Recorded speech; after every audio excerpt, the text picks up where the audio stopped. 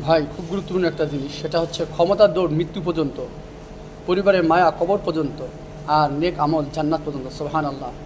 যখন ক্ষমতা থাকে, অনেক ক্ষমতা তার, তাই না? তার উপর কে আছে? যেমন বেনজিরের কথা আমরা বলতেছি, তার ক্ষমতা বাংলাদেশের, তাই না? আপনারা সবাই জানেন। ওই রকম পাওয়ারফুল ব্যক্তি, তার কিন্তু মৃত্যু পর্যন্তই, মৃত্যুর পর তার কোনো আর ক্ষমতা থাকবে না। এবং পরিবারের মায়া, ভালোবাসা, মহব্বত, হ্যাঁ, এটা কিন্তু কবর পর্যন্ত, কবর শেষ, কবর গেলেই আমার এই মায়া মহব্বত সব শেষ হয়ে যাবে।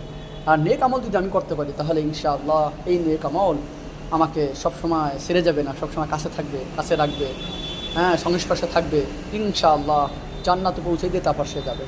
সুতরাং আমরা এটা মনে রাখি যে ক্ষমতার দাপট দেখায় যারা, তারা শিক্ষা নেই। যারা, হ্যাঁ, অত্যাধিক ক্ষমতা মানুষকে, হ্যাঁ, ধরাকে সারা মনে করেন, হ্যাঁ, কোনো কিছু মনে করেন না, আমার উপর দিয়ে কে আছে, আমি সব, এরকম ক্ষমতা থেকে নিজেকে হেফাজত করুক আল্লাহ সুবহানাহু ওয়া তাআলা। আমাদের